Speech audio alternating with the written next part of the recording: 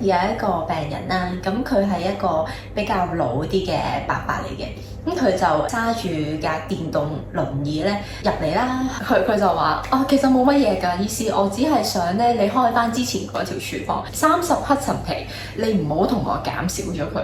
係啦，我要30黑陳皮。當喺藥房啊。係啊，咁但係其實咧，我哋一般嗰個陳皮係唔會開到咁多嘅。其實15已經係真係好多㗎啦，即係通常一日嘅用量係10 gram，去到30 gram 咧已經係超出咗嗰個常用量㗎啦。然後咧，跟住我哋就 O 晒佢啦，就唔會開到30黑陳皮俾你㗎喎，咁樣。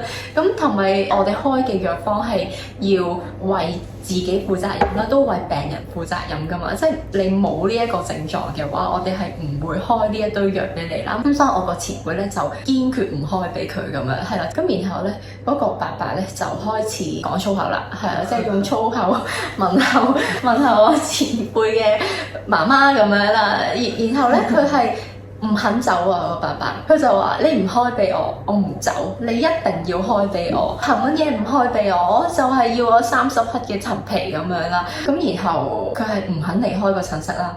最後我哋離開咗個診室。